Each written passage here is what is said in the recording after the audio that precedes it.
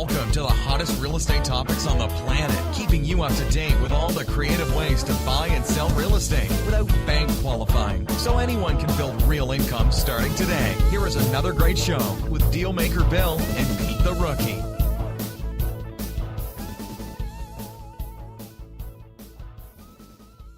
All right, here we are at another episode of Flipping Houses for Rookies, and I'm Bill the Dealmaker. Good morning, Bill. It's Pete the Rookie. Pete the Rookie. Good morning, Pete and Bill. It's Naomi. I thought she was going to sneak in some name or something. We've had many episodes without a name. I was thinking about it yesterday while I was in the car driving. I didn't get anywhere. No, I think I get nothing. It's It'll evolve. It'll come. She's smooth as glass and clear as water. There you go. But that doesn't make for a very good nickname. Right. Clear as water. No, it doesn't No, work. it doesn't. But it's good because you stay out of the way when you do things. You get things done without being imposing with weird personality things and odd stuff. I'm under the radar. Yeah, you're just smooth doing your job. Spoken from the ivory tower, I tell you. And all those towers is so ivory. Yeah. You know what they say?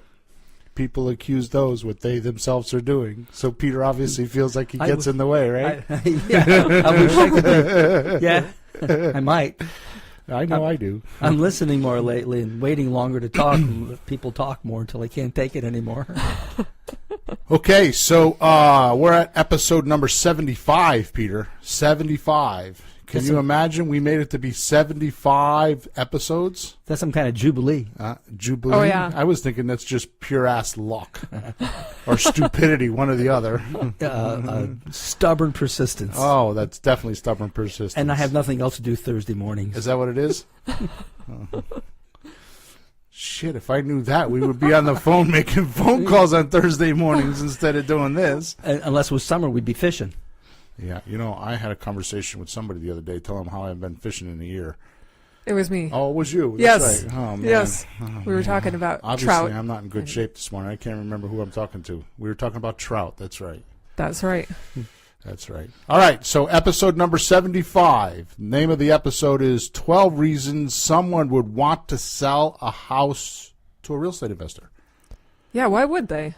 So I was thinking, actually. Well, who cares? We buy the house, sell the house. Who cares what people think and how they feel? What they got in mind? Do we care about that stuff?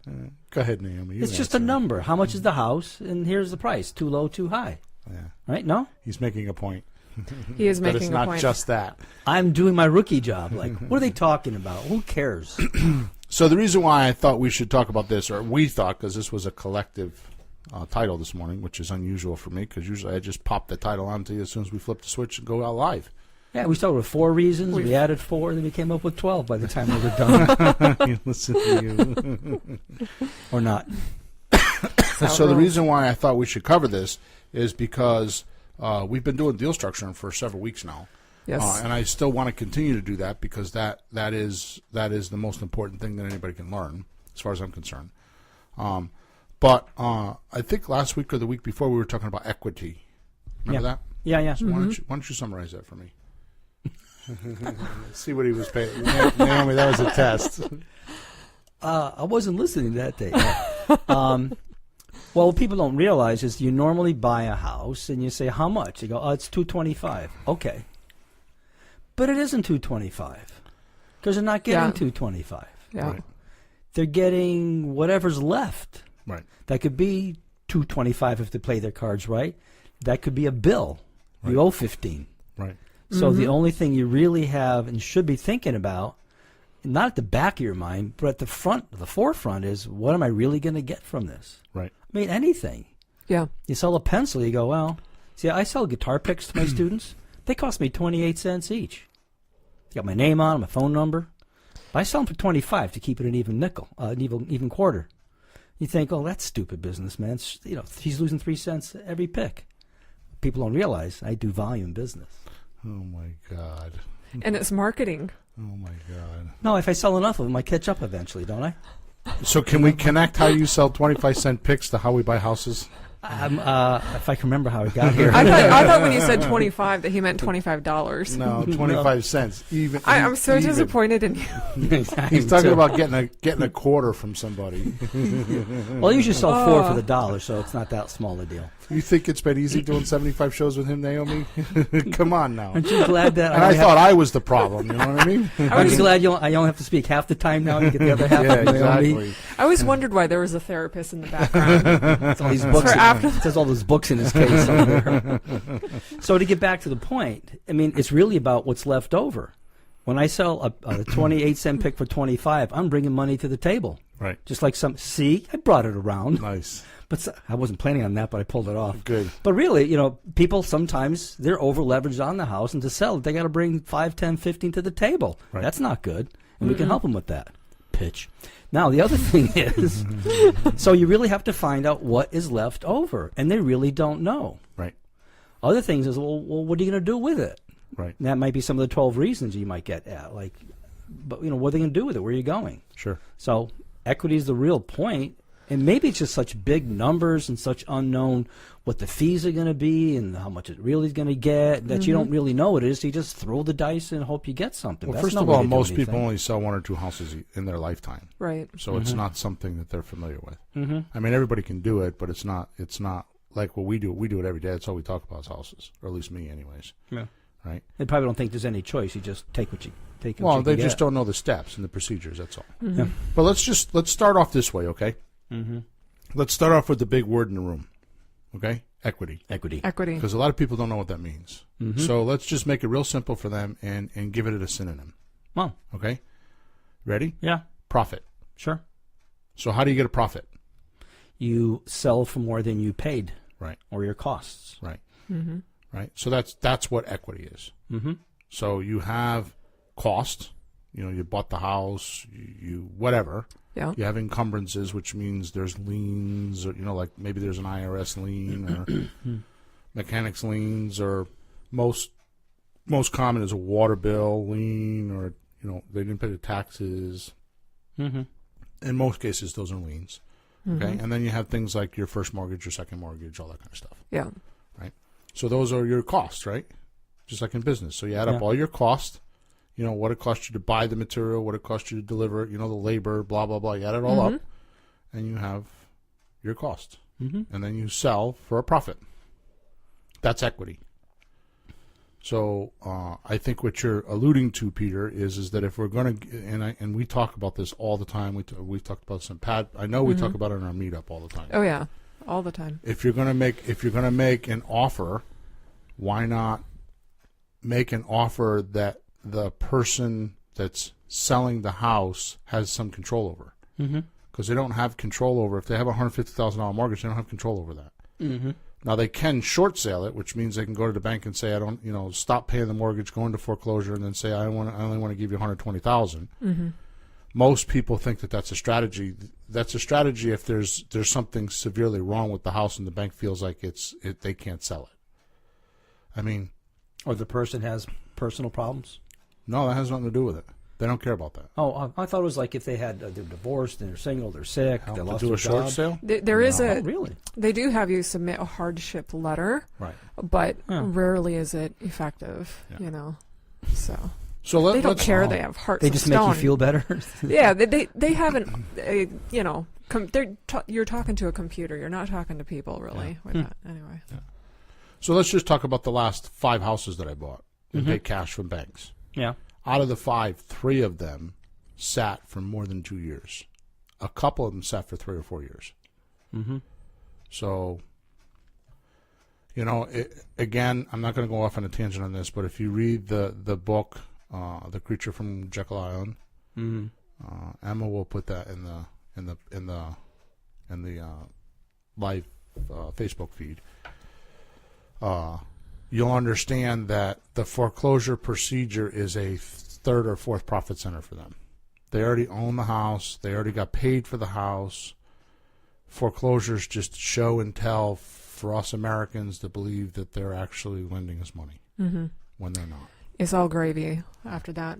Yes. After you miss 3 payments, they can submit to their insurance company for the loss, and they get paid on the home.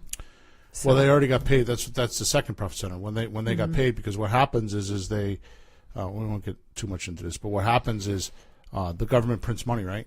So how do they get the money into circulation? through these, through these through real mortgages. estate, through mortgages. So the way they do it is if you borrow $100,000 from First National Bank, First National Bank lends you the money with the government backing, and what they do is they put certain documents to the back of the mortgage. Yeah. So that $100,000 is a deposit for the bank of $1 million. Yep. It's a exactly. 10 to 1 ratio. Exactly. So that means the bank has already gotten paid not only their $100,000, but they got 10%. I mean, 10 times their money. Yeah, because they can lend 10 times on $1. Right. So now the bank, and the government printed the money, so they didn't pay for it. Yeah. So really, who paid for the house, right? Right. So now the consumer goes through foreclosure, and they say, okay, you owe us $100,000, and they drag them through all kinds of crap, right? Legally, right? And they don't need to, because they already got paid for the house the first time. Yeah. Then they submit to AIG, the insurance company, and they get paid again. Right. It's a scam. They make so much money. And another thing you're not even touching on is when they securitize the mortgages. So that's a whole nother level that they're getting paid on top of. And just all watch of that movie, The Big Short. Yes. That explains a lot. It explains The Big a lot. Short. That's a pretty. There's a movie, but there's a lot of truth to it. A lot, yeah. A lot of truth to it. So the point is that when the banks get the houses back, they sit. So. Yeah, and we think the poor bank needs their money. Yeah. And we're negotiating they got to take this money because they need it. Yeah. There was rumors going around. They're 10 to 1 ratio. If it's out of whack, all that kind of stuff. That's all bullshit. So, why were we on that tangent? We were started talking about equity somewhere. Oh, the equity, yeah. Yeah. Okay, so thank you. So the person selling doesn't have any control over that, right? If there's a tax lien on the house, they don't have much control over that. I mean, if they got a $20,000 tax lien, maybe they can get it down to $18,000 if they negotiate. I doubt that. So the only portion that the owner is able to negotiate is the equity. What's the number one thing that most people don't have, that they don't know they have? Or they know they have, it's always wrong. The number's always wrong, is the equity. The equity, the profit. Yeah. So they owe $140,000, and they think, oh, I'm going to sell for $200,000. Okay, I'm going to take away the 6% for realtor commission, and that's my profit. Not quite. Not even close. Yeah. Okay, so first of all, if they sell for $200,000. And very often the word equity is confused with, well, I can get $200,000 for my house, so I have $60,000 worth of equity, because they think they can get it. Equity comes from a sale, like somebody's bringing money to the table. So if somebody's bringing $200,000 to the table and you owe $140,000, then yes, there's $60,000 worth of gross equity, not net equity. And the other problem is that our society with realtors, which is not bad. I mean, that's great that we have realtors, but they get paid their commission on the gross sale. They're not educated on making sure your customer knows how much equity they have, so that they can come to the closing table and not have a problem. Right. Which happens, by the way. I've seen that happen more than once. Yeah. They sell a house, and a week before or 2 weeks before, whenever, they find out, oops, you need to check for $3,000 because we don't have enough money to pay off your mortgage. Right. And sometimes that $3,000 is $30,000 because nobody educated that seller prior to the closing. And it seems so weird to say, and you guys can validate this because I know you can. It seems so weird to say how many houses we sit in where people have no idea what a sale costs, number one. Right. And number two, that nobody's ever explained it to them. Right. And this is one of the biggest business in America is selling houses and buying houses. Yeah, right. There's a simple reason you never find out. Why? Because there's nobody in charge of it. Each person's just doing their piece. Right. So nobody's in charge of the whole procedure. Right. Taken here, the realtor isn't. They just sell it. They're not in charge of Right. the lawyer's part. They're not in charge of the tax collection. They're not in charge of all that stuff. That's a good point, Peter, because most people think when they hire a realtor, they're hiring a consultant or a mentor to like walk them through the process. And most realtors aren't. I mean, where was it? Who was I with the other day? Wow, this is getting really bad. And we were talking about this is at selling 71 houses a month, and I mean a year. My realtor sells 71, and the other one sells 50 something. Right. And I was with my mother-in-law. My mother-in-law, she was an agent in Fairfield, and she just thought that was outlandish. 71 houses a year. How do you do that? She was with in an a office. team. Yeah, I mean, she did it 25 years ago. Right. And she's like, the best one in their office did like 15 houses a year. But that's before the internet, and that's before electronics and telephones and all that kind of stuff. You know what I mean? Right. It was a bit different. She said we didn't even have fax machines. Yeah. So it's completely different. And not only that, we don't again. Yeah. Yeah.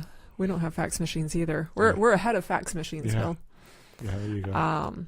But yeah, I mean, and the team too. Yeah. You didn't have a team set up to handle 7. It's just like a mom and pop small thing, and But the interesting thing is that they're not the consumer thinks that they're hiring a realtor to like consult them, more or less, and it's just not true. They don't know how. Most of them. I mean, the one that does 71 houses has figured it out, right? Because I could tell you all the deals that I've done.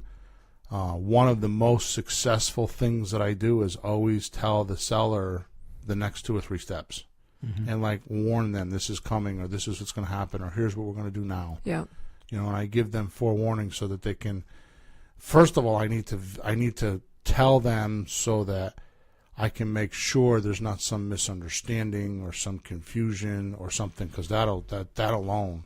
Yeah. I mean, I'm not going to get off on this tangent, but I'm going to tell you right now and I'm dead serious, and I may lose a lot of listeners if I say this, but I personally believe the only reason that this country is in any of the trouble that it's in is because of illiteracy.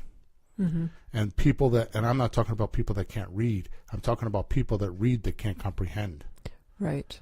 I mean, we go through it in the real estate. I mean, you and I were doing it the other day, just clearing up words that we use every day. Yeah. You and I were talking about them, and then once we talked about the words, right, you were like, and all of a sudden you went off and made an offer. Right. Right. And I think you're a pretty smart lady. Right. And I'm not either. The only reason why I know the words is because I looked them up in the dictionary. Right. You know what I mean? I spent the time to go look at them. So if that's happening with you and I that want to do this, that are we do it every day. Then what happens to the realtor that's a stay-at-home mom that only does it a couple hours a day? Yeah. Oh, my gosh. I mean, any industry. Any industry at all, I remember Peter and I used to do some seminars, and we'd get business guys in the room, and we'd tell them, okay, I'm going to show you how impactful this is. And we get them a blank piece of paper. Yeah. And we tell them to, draw this, draw a house, draw a picture on the house, a window on the house, a door on the house, draw a tree, draw a driveway. And then we had a word. I forgot what it was. Yeah, you have somebody do like stick figures. Like house, sun, tree thing. You say, draw a dub. Draw a dub. What do you mean? Just draw a dub. What do you mean? Don't ask questions. Just draw it. Don't give me a hard time. I'm here to teach you. I'm here to babysit you. I can't explain everything to you. I need you to get it done. Hurry up. Draw a dub. I don't know what it is. Go to the principal's office. Now, a dub is a small pond or a little puddle. Right. So, but the point is that production stopped. Right. When somebody didn't understand the word. What? Absolutely. What? Now that's an obvious one. How about the ones you think you know? I looked up the word hard the other day. What is it? Hard. H-A-R-D? Yeah, it's in hard work. Yeah. Hard work, and you think it's not grueling. It's like resilient and with energy. One and, of the and definitions. Vigor. There was a bunch. If you could take all of that and not have it just be grinding, painful, unhappy. Some of it was like, yay, like when you accomplish. Anyways, So it never hurts to look them up. That's true. And then the seller and the buyers, they must know less Yeah, so the realtor, I mean, how many, I mean, think of it this way, the realtor, at least in Connecticut, realtors are dealing with lawyers all the time, and lawyers are an index of words. I mean, that's why they're lawyers, because they understand words that most don't. So we have created a society where if we don't understand words, hire a lawyer. They'll tell us what they mean. Right. Because they're an index of words. And the lawyers don't always know what they mean. They don't always know what they mean either. Lawyers. Right? I had a music student. Her job was at the Capitol to read all the bills and explain them to the politicians. Yeah. Not just because they wouldn't understand. They didn't have time in the first place. Right. But to explain them. That was her job. Right. To explain so they could decide what they were voting for. Yeah. Kind of to break it down. Somebody to explain what it is and like tell them what they should do. Like, wait a minute, who's really running things then? Right. Is secretaries. I just scared myself. She was, but I trusted her more than the politicians. Sure. She was a smart lady. Sure. Yeah, words are amazing. And plus, the English language is constantly evolving. Oh, yeah. There's constantly new words coming out. Yep. And the meanings are evolving too to make it more interesting. Well, just to end off on this note, I've seldom seen a word have one definition. Most words have multiple definitions. Yeah. And some of them are close, you know, depending if they're used as an adjective or a transitive verb or, you know, or a noun or whatever, right? So they have different, but they're fairly close. But some words like have like really like totally different definitions. Right. You know, like definition number 1 means this, definition number 2 means that, and they're completely different. So it's easy to see with all of this confusion about words and the language how something as simple as understanding equity can get all mixed up and confused. So if you don't know that to begin with, then how are you gonna do anything else? Yeah. You know, so if we're going to talk about the equity in your house, then how do we do that? So that's part of our presentation when we go into a house is the indoctrination part. Yeah. Right. It's like indoctrinating them. Or teaching them how enlightening. Enlightening. Or showing them how the process is going to work. Yeah. Right. Yeah. And then when we get to the end, we actually have a document that they fill out. Yeah. What the equity is. Yes. Okay? So why is all that important to 12 reasons why someone will want to sell a house? Because as we go through these, you need to realize that you need to talk to people differently. Okay, so like the other day we were talking about I think 2 shows ago you said, I don't remember which one it was. We were talking about equity, and we were talking about the different viewpoints, I guess, that a person would have with their equity. Right? Yeah. So when we're talking about these 12 different ways, that's going to shift their viewpoint. Like let's just start. So there's 12 points. The first one is don't want to pay fees. Right. So these are reasons people would sell to a real estate investor. No, it doesn't say that. No. Oh. So that's the title. No, the 12 reasons someone would want to sell a house to an investor. Yeah. Oh, I thought you said a realtor. No, real estate. Yeah. You're on the same track. Okay, you're on the same page. Sorry. Yeah. Yeah, like a for sale by owner. Right. Yeah. Yeah. Okay, so they don't want to pay fees. So why wouldn't they want to pay fees? More money for them. Okay. More profit. Okay. What do you think?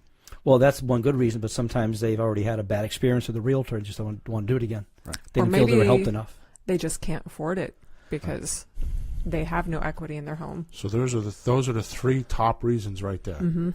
So what are we talking about? What did all 3 of those come back to? Equity. Equity. Absolutely equity. There's no money to do it. No profit. So if somebody owes $100,000 and they don't want to pay the 6%, right, and end up with $94,000 instead of $100,000 because they have to come out of their pocket to do that, then what's their viewpoint of the sale? They have to do it themselves. I'm stuck. Yeah. I'm stuck. What do I do? It's like when you can't afford to use a plumber, you get under the sink with a wrench and cross your fingers. Right. Now, let's take that just a little bit further. I don't want to delve into this too much, but let's take that for a little bit further because I have been in houses with you, Peter, where I've said this, and you came out and you were like, oh, my God. So when we get to the house with that person, okay, I usually find that that's the third profit center. Yeah. So they'll buy the house and have equity in it, right? And then they'll go along and they'll want to do some renovations or something, and they'll take a mortgage out and they'll refinance, or buy another house or buy a car. yeah, or they'll have credit cards. This was the fad all through the 2000s, the first 2000, early 2000s. Use your credit card. Credit card fees are 18, 20, 30%, whatever they are. And then just refinance the house and pay off the credit card. Less interest. Okay. Really? Yeah. Yeah. That happens But a lot. Yep. that drags on and on and on. 30 and years, on. yeah. Yeah, it Over the drags next on if 30 you're not years. careful. Yeah. So the interesting thing here is that, like, the guy that takes the money out for the repairs, he's like, well, all the money's here. And I'll tell him, well, you took the money out and you renovated the house. I mean, it didn't make any difference to me. I don't care that you painted it. I'm going to paint again. I don't care that you put that floor down. I'm going to put another one down. Yeah. You know what I mean? Because it's to their taste, it's to their style. Right. Yeah. So there is some, justification for it, but not usually. And usually, I'm going to tell you right now, if he paid $30,000 to do a renovation, I could do it for 10. So just that alone is, Yeah. Point being is that he got his profit. He took the money out and he decided to enhance his house and live a better lifestyle, Right. or buy a car, or pay off his ex-wife, or whatever. Well, one lady's bought another house with it. Yeah. She did. She bought another house with it. And now they're banging us to pay them Top dollar. so that they don't have to lose money. So and it's not lose money, it's give back some of their profit that they don't have because they spent it. Yeah. Because I want it. Right. How'd you come up with that price? That's what I want. Yeah. Okay. This isn't Christmas here. So what they we hear want that or a what lot. they need. Yeah. Well, either one. He's saying for the price of the house. It's like the price of the house. The house is worth. We just went through this with our guy in wherever. What was his name? Pat. Yes. Yeah, it's a $300,000 house, but I want $480,000, and he's got all this sales pitch about why it's worth that. Yeah. Right? Yeah. And then gets mad when we don't agree with him. Right. Yes. I see that you don't see the value as I see it. Right. Yeah. So usually what happens is the guy that doesn't want to pay fees, okay, is usually a for sale by owner, Yeah. right? And the reason why is because they don't either. You brought up a good point too that I'd like to hit before we move on. I can't be diplomatic about this. At Brace all. yourself. I can't be diplomatic about this. Why start now? How many people do we sit in our houses and they tell us their hate stories about realtors?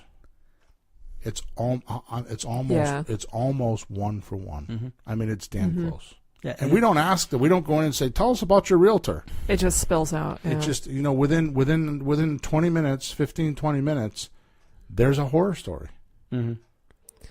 And ironically enough, I was thinking about this about a week ago.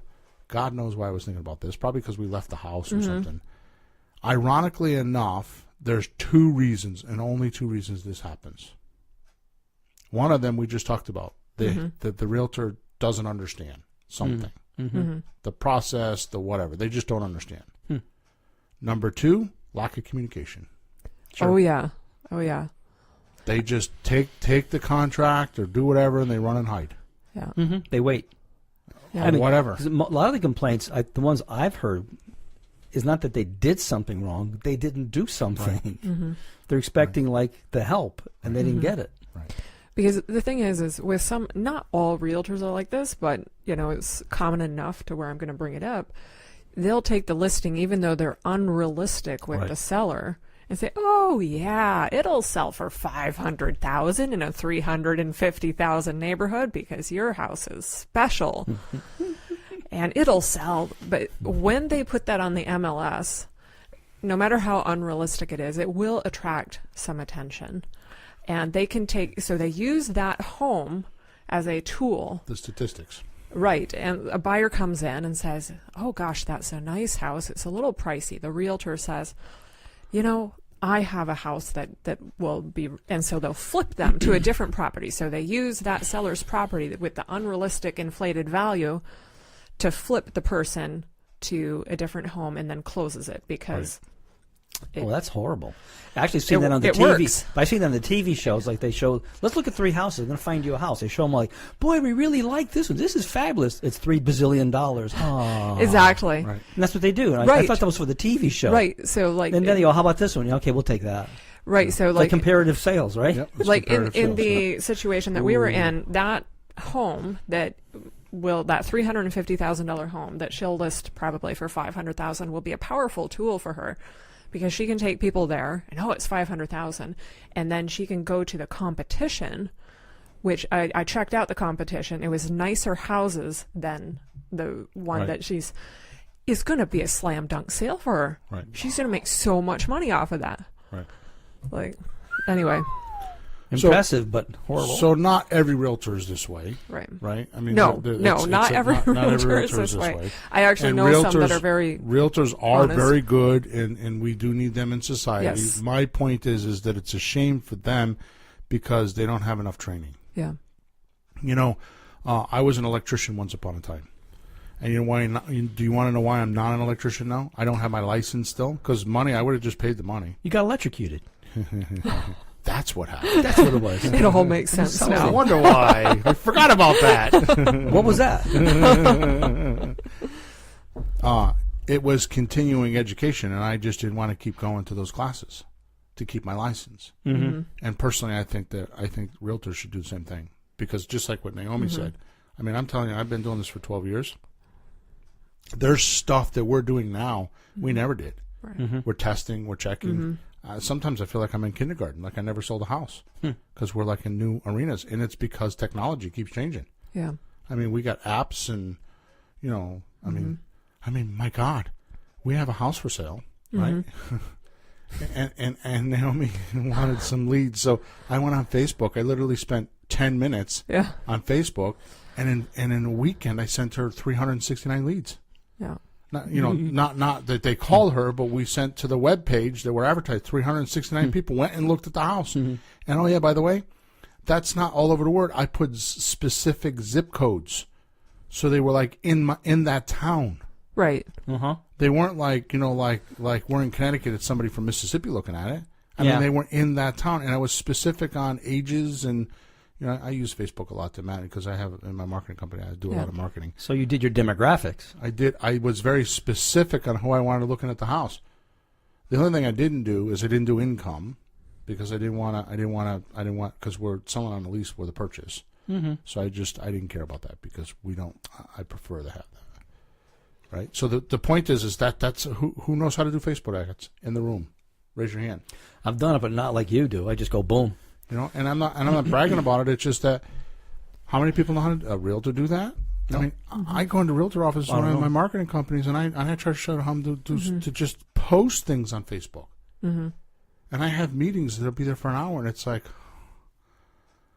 they don't even know. They're like, how do I open it?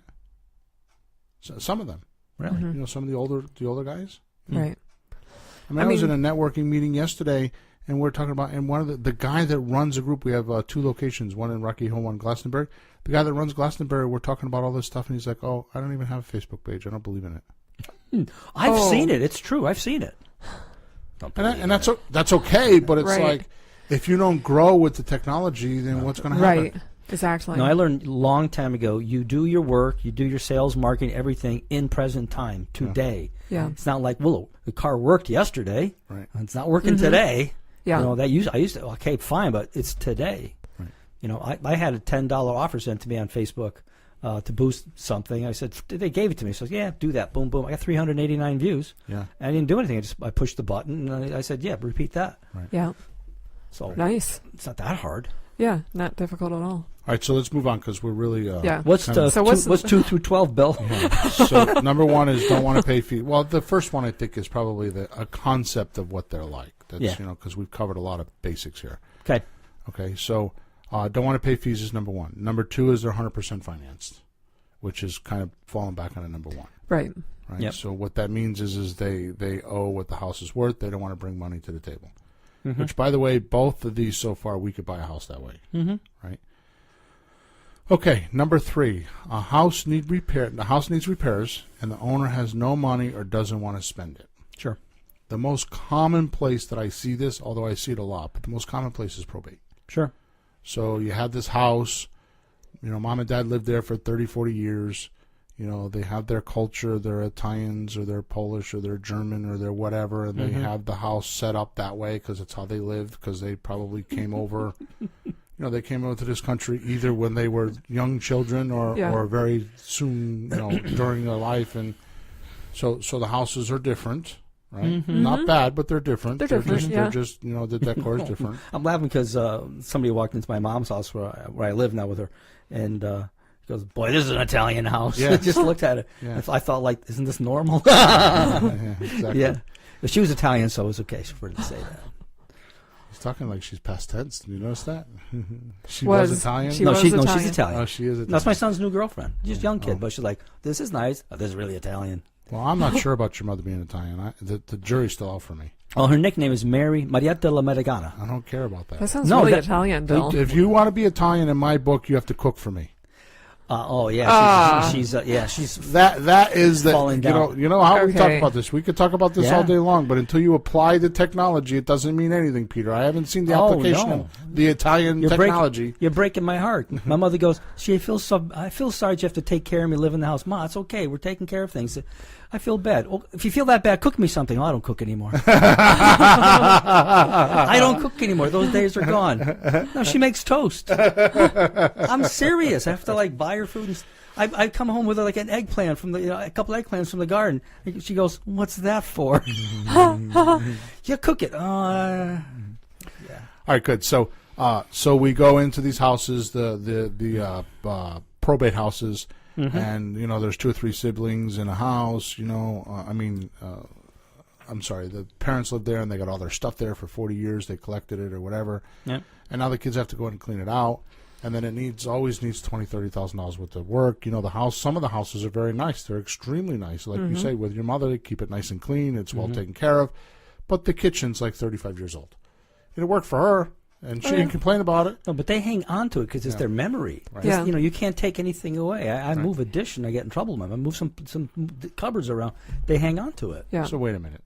This is contrary facts. No, it's not. Yeah, it is. What? She won't cook for you, but Yep. if you move a dish, you get in trouble. That's right. Because all their stuff are in the cupboards and the things she doesn't use. And I have to things go she- to the living room, dining room to get things I need, in the basement to get dishes I need, in the garage to get pans I need. So I kind of pulled everything out that we don't use and put things we do use. And I got in trouble. She's Italian. You get in trouble. Well, she But- still reserved that. But she's my mom, so 5 Yeah. minutes later she forgives me. Thank God. What a So Naomi, I can't tell you what's flying through my head here. I didn't know Peter was a mommy's boy. Listen to him over here, huh? Hey, mommy's boy. I'm holding my weight, but she beats me up. She beats me up. I do, but she gets up late, so I do it in the morning before she gets up. We have to so wash the dishes funny. we're pulling down. We put them in the dishwasher. By the time they're done, she's there. Like, what do we do now? But I did ask her for you, Bill, and I'll get off this so we can finish. I did ask her if she could make pasta fazool. Oh, I can't wait. What did she say? Love pasta fazool. She said, "Well, I don't cook anymore." But we'll work on it. All right, What's next, Bill? So probate houses are like that. So that we're on number 3. House needs repairs. Owner has no money or doesn't want to spend it. Okay, sometimes it's just a regular house, right? Sometimes the people just don't have the money to renovate the kitchen. All bunch of reasons. Probate's the most noticeable one. Yeah. So the kids, the 3 siblings are like, well, we're getting $100,000. So if we put 25 in, we can get 150. Why do it? Mm-hmm. You know what I mean? Let's Yeah, just but get the way they do it, 100,000. they spend the 50 to get the 50. They break even. They don't even get it Yeah. because they're not gonna renovate like you would. Right. So, the thing that you have to realize with all of these 12 that we're talking about, and this is probably should be the punchline, but I'm going to say it now because I won't remember it at the end of the show. When I say we, I mean when I buy a house, I personally look at the deal and think to myself, how could I bring value to this deal? Okay. Now, on the lease options, when I lease option a property, the value I'm bringing is I'm going to give a buyer an opportunity to buy a house that they normally wouldn't be able to sell. right? Mm-hmm. On a probate deal, like we're talking about here, that needs repairs, Yeah. I'm going to bring the money and the expertise, and I'm going to use the word expertise very, very, very, very accelerated here, because if you have to deal with contractors, It takes expertise. it's expertise. Oh my gosh. And there's It's a nothing wrong with game. that industry either. I mean, we have our own. We can knock ourselves too. I mean, we're not on all these other industries. Right. Our industry has all this stuff too. But Bill, I thought we were perfect. yeah, no, not me. I'm far from it. Thank you. But anyways, yeah, contractors. Yeah. They're usually pretty good, but things change. You know, girlfriends and wives change, or trucks break, and I mean, I have a contractor. We're trying to finish up Jesse's house, and I need to have the electrician come. And I've been and he's a great guy. He's absolutely one of the best guys I ever know. He's always cheerful, always a good guy, unbelievable electrician, right? He texts me. He's supposed to be at Jesse's house last night. He texts me. He's like, I'm in traffic. I'm like, okay, we'll wait for you. Well, he didn't show. He was tired. Yeah. So he's coming tonight. Yep. You know, and there's nothing wrong with that. I mean, you're entitled to be tired. I don't That's just understand. what happens. I don't understand why contractors don't say, I'm tired, or I'm sick, or whatever happened. Instead, you're going to hire another one.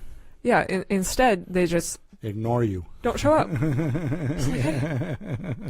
Yeah. They're afraid you're going to hire someone else. Yes, but with being ignored, you do hire somebody else.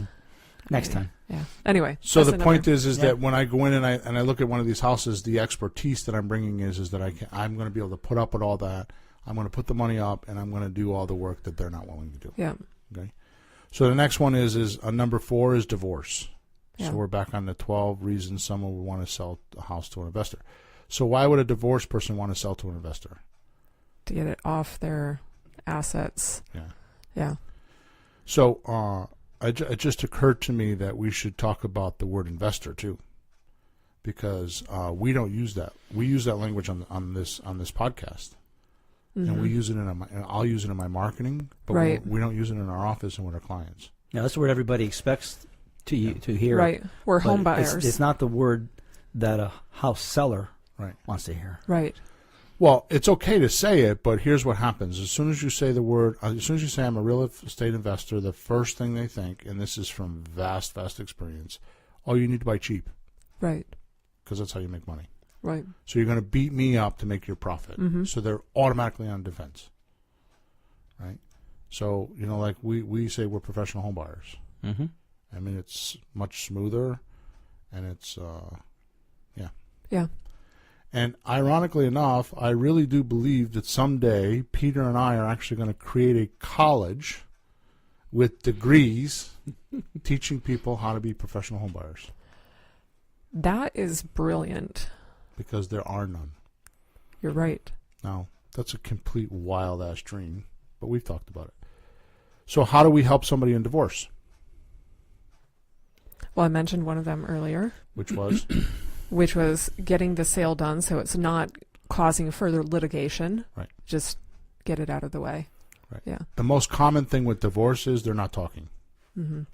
And, again, picking on other industries, but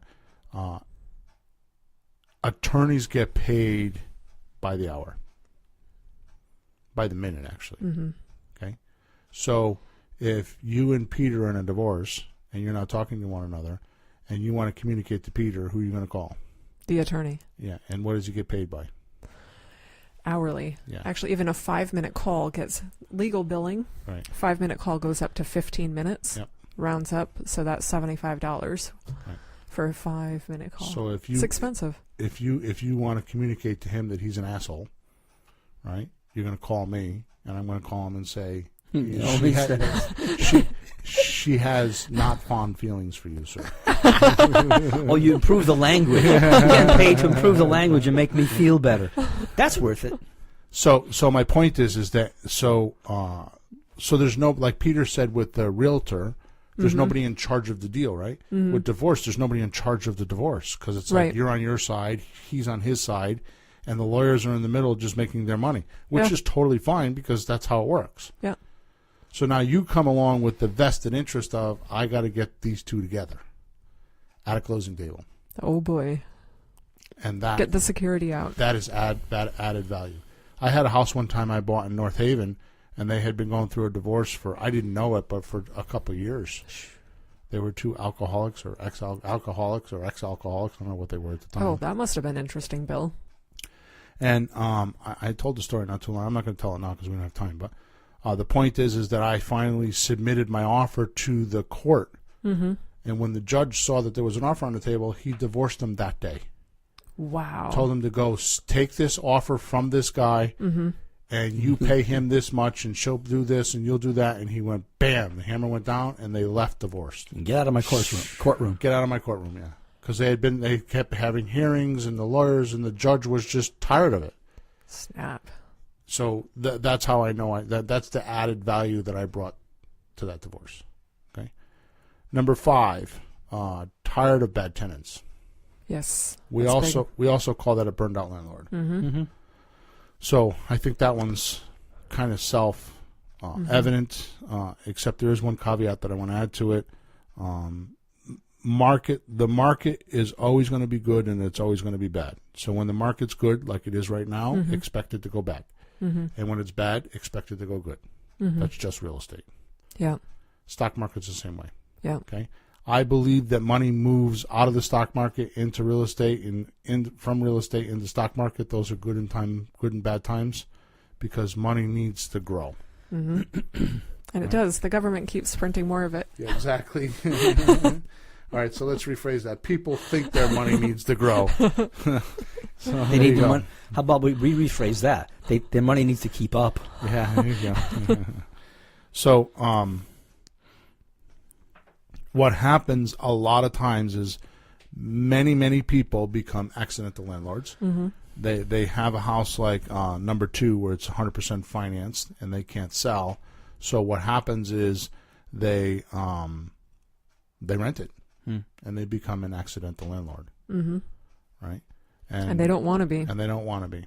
And the thing is if they put it on the real estate, with a real estate investor, especially if it's a multifamily, right, all they're going to get are investors anyway. Right. And so rather than working with the realtor, it's just directly connecting the two. Right. So anyway. Good. So number 6 is relocation for a job or family. Mm-hmm.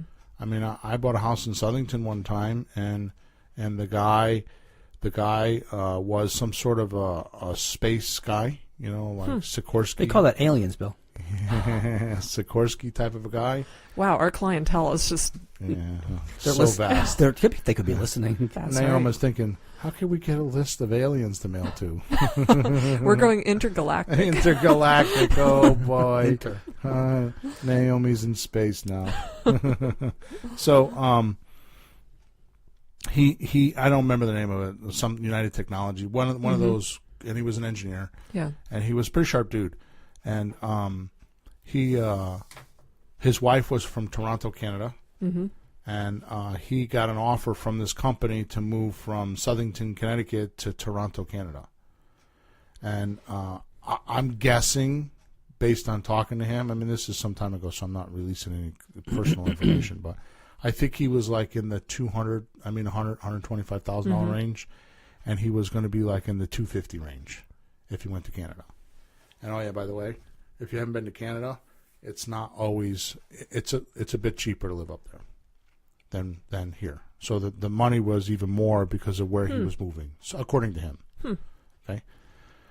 So here we have this guy who's going to double his salary, right? So the offer I made to him was, you're paying $1,700 a month for your mortgage payment. I can only pay you $1,200. If you do that, we can do the deal. Right. Which is where I learned how to do that, and he did it. Why did he do it? Because he was making double salary in Canada. He had plenty of money. Yeah.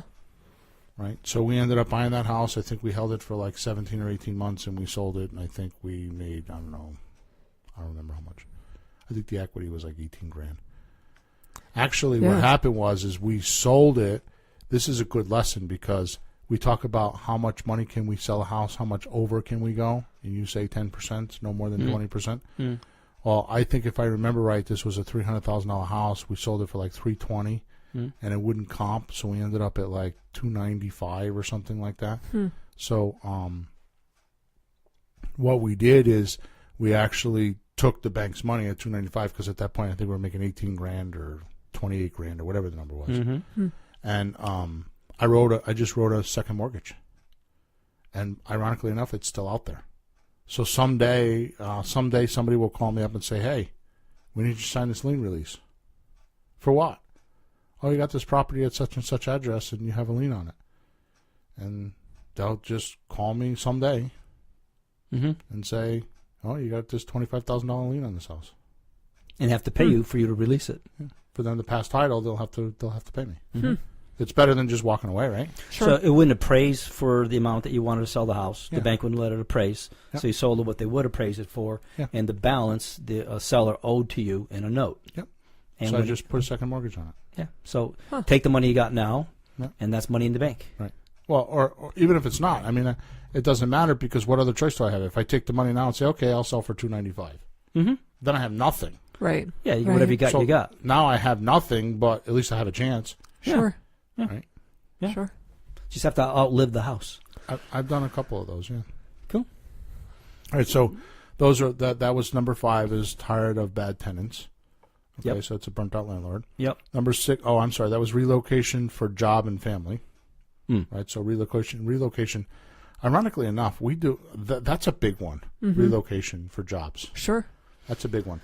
I will tell you that is probably out of the motivation scale. That's probably one of the biggest for motivation.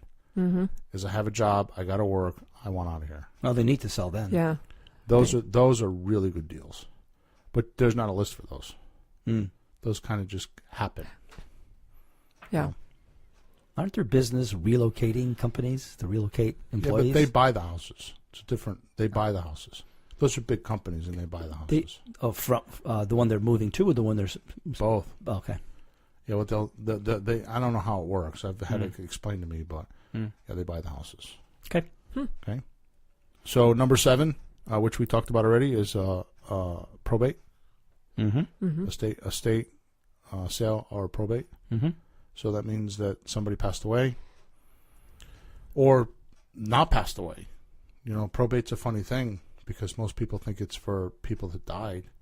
But I bought several houses where people were just incognizant. Sure. Or had to go into a nursing home and couldn't. Yeah. Now here's the thing. I want to be a little bit, not a little bit. I want to be a lot honest with this. I run into this with some of my coaching clients because we talk about the 7 different ways that we buy properties, which we're going to talk about here in about 2 minutes. That doesn't work for probate. Which? And none of them. That's the only place that my deals don't work is with probate. Probate's, you write them a check, you do a closing. It's cash only. Yeah. Yeah. Cash and cash. Oh, yeah. It's not a term deal. Yeah. Yeah. Well, it's usually a rehab anyway. Yeah. You usually need, when you get old, you don't keep fixing stuff Yeah. up. You just sit, you just enjoy what you have. Peel up 50 years of carpet and paint. You're not in a creative, Asbestos futuristic floors. mood. Yeah. Stop talking about future because you're getting old. You don't have much of future. It's just Yeah. what happens. They start thinking. They talk about the past and the old days. And Yeah. remember when we bought this? You just leave things as they are and they get Yeah. old. Right. I watch it. Number I'm 8. trying not to be it. Number 8, the house is vacant. And they don't want to go every week to check on it and pay the utilities. Yeah. Now, I got to tell you that there's a whole lot of reasons for a house being vacant. One of them is that it goes through probate and they never sold the house and they're just carrying it because they have it's sentimental reasons. Probably a bigger one is they did go through the divorce and they ended up with a house. And because we're sentient beings, we like to have loving. We end up with a significant other somewhere along the line, and that significant other has a house. So you end up with one or the other. Now they have plenty of money because the girl will have her money and her whole thing because she was living there, and the guy will have his whole thing because he's living there, and they were supporting themselves. Yeah. So it's not a desperado type of a thing, okay? And they just after a while they're like, oh, why do I got to go there every week and check on the utilities? You know, why do I got to? You know what? Maybe we should just get rid of it. And then it's a whole different scenario. Okay, ready? Yep. Number 9, owe liens and need money. So that would be like your foreclosure person. Mm-hmm. Yeah. Notice where that is on the list, number 9. If I had my way, I'd take it off the list. I don't like those. We're not even going to talk about it. Yeah. Number 10. The reason why is because I don't like desperate people. Because desperate people make problems. Yeah. 10. Want to buy another house and need to sell fast. That's a common one. Right? Number 11. Didn't get sold on the MLS and need a different solution. Yeah. So those are expired listings. Yes. Which we've definitely tapped into. Right. So. And number 12, the one I was just talking about is they're making 2 house payments. Yeah. Okay. So if you understand these 12 different things, and you understand the whole thing about equity, because I'm going to tell you, as much as I say this, I don't know that it always sinks in. Mm-hmm. I've been to a few hundred closings, and there's one thing that's never been in any one of those closings. That's been a house. It never signed the documents. Mm-hmm. It never came in the door. I never saw it. It's always people that come in the house. Yeah. Come to the closing. So at the end of the day, we're dealing with people, not houses. Mm-hmm. So if you're out looking for houses to buy houses, you're in the wrong neighborhood. Literally. That's You need to be looking for people. You need to be looking for people that have these situations. Yeah. And there's more. These are not all of them. These are the common ones. So what you need to be doing is looking for these people, because these people have a perspective or a way to look at something, or as we call it, the viewpoint. Mm-hmm. Right? So if you take these things, like for example, just quickly, let's take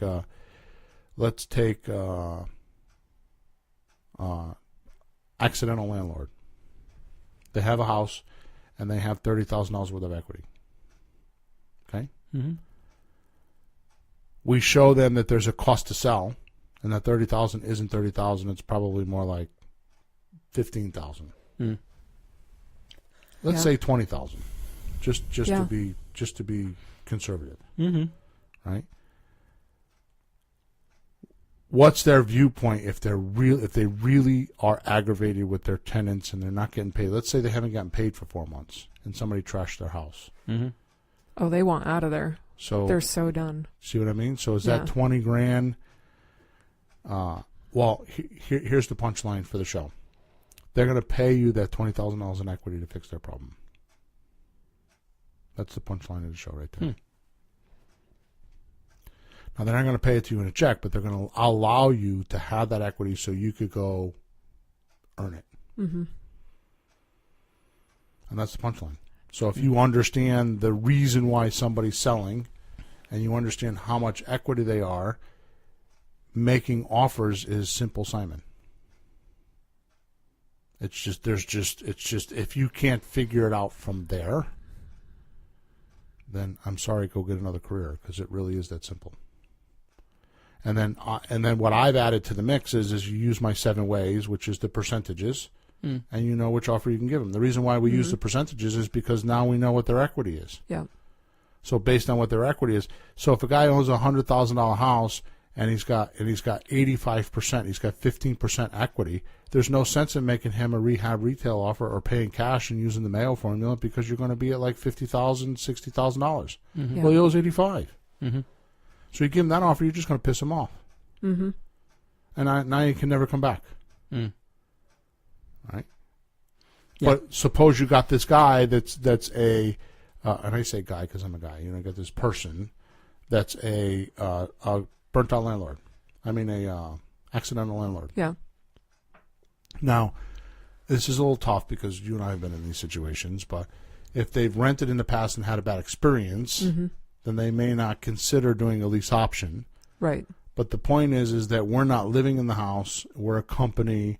We do this all the time, and they have a little bit more faith that we don't have that personal attachment. Exactly. So in other words, when it's time to get us out, we're not living in the house. Right? That makes a difference. Right. Makes a big difference, I think. Point is that person has been taking monthly payments for a while. Mm-hmm.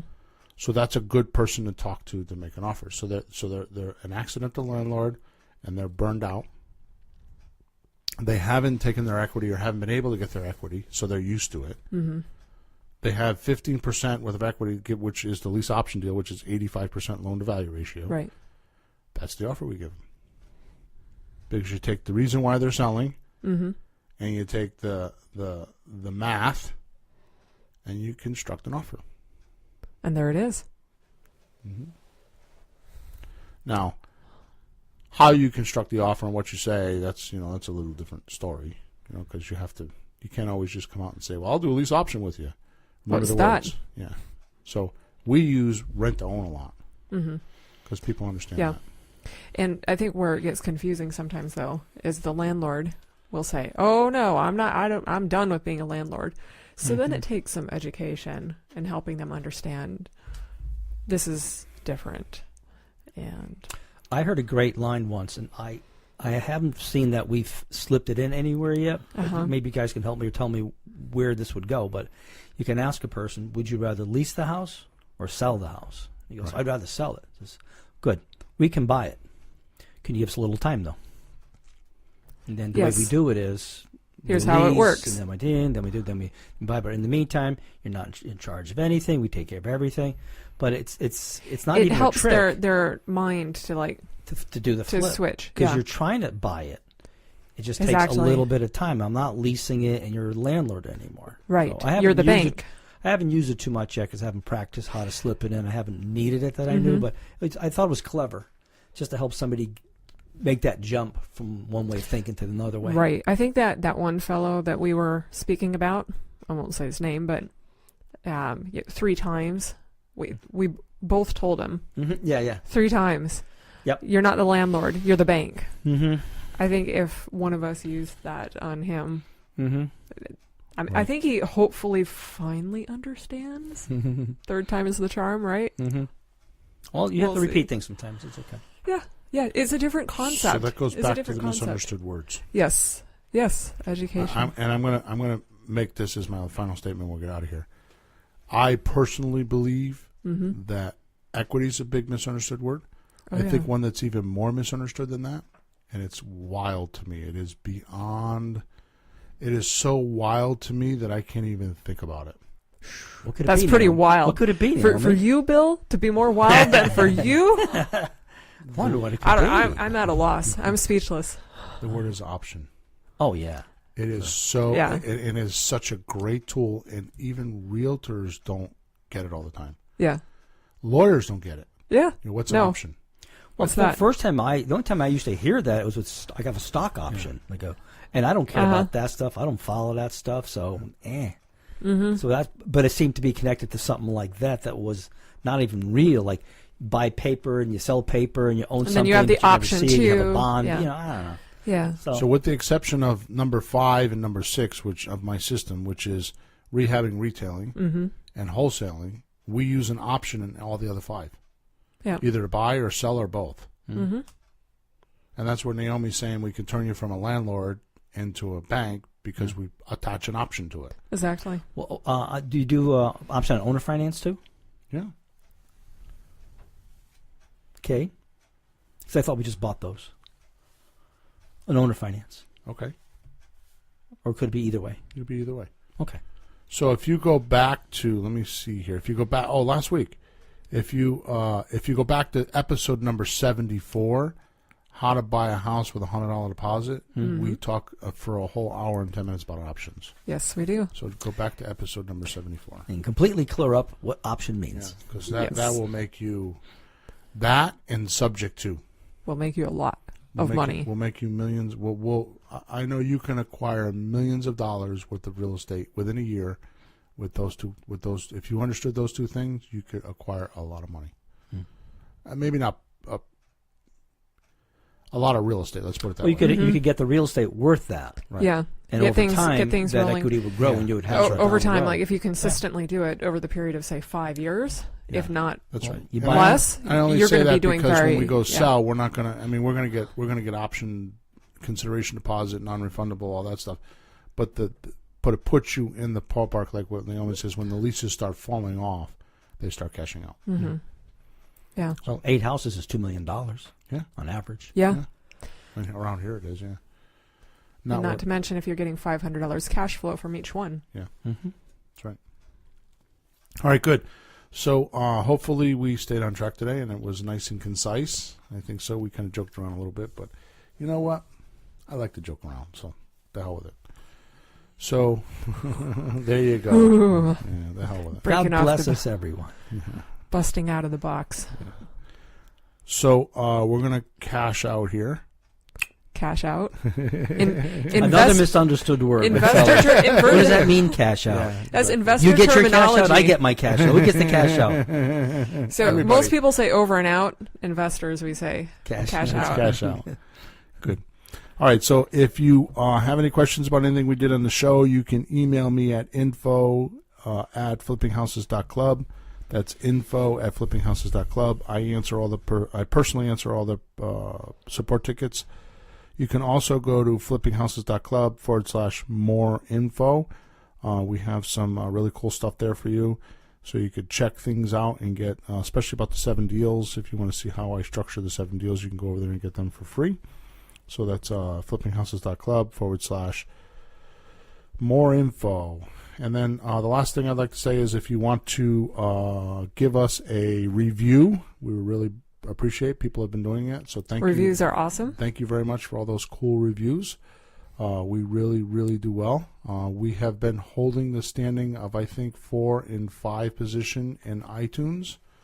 So that means if you go in iTunes and you look under education, we are between 4 and 5. We keep bouncing back and forth. So I'd really like to get up higher in exchange for listening to all the information we give you. If you could take a couple minutes, go to flippinghouses.club/podcast. That's flippinghouses.club/podcast. On the right side, there's a big blue button that says iTunes. Just click on that, and you can leave a review there. As well as you can find all. We're usually about 2 shows behind, 3 shows behind. We're usually 2 shows behind. This will air not this one on Monday, but the next one. Yeah, so we're usually 2 weeks behind on the recordings because we have to do. Emma's got to do all our magic to them, so that you guys can listen to them. We got the easy part as far as I'm concerned. We just talk. She does all the work. Go Emma. Yeah. So if you could just go there. But my point is that all the episodes, with the exception of the current ones, are there. So there's 70-something episodes there that you can listen to. So that's flippinghouses.club. Thank you. /podcast. And make sure you leave us a review. All right. So we're going to jump over to the Facebook page. Flipping Houses for Rookies, Finding Deals. What is the name of the page, Em? It's Flipping Houses Finding Deals. Oh, yeah, Flipping Houses for Rookies, Finding Deals. So if you go to flippinghouses.club, I'm going to shut up. I should have all this written down. So if I'm confused, everybody else has got to be confused. Bill, you have too many. If you go to Facebook and you type in Flipping Houses for Rookies, on the left side you'll see a tab that says you can get into the Finding Deals section. That's what I'm trying to say. So we're going to hop over there and we're going to do our half-hour coaching type stuff. So if you have questions and you're a paid member, jump on over there and we will help you out. Okay? Over and out.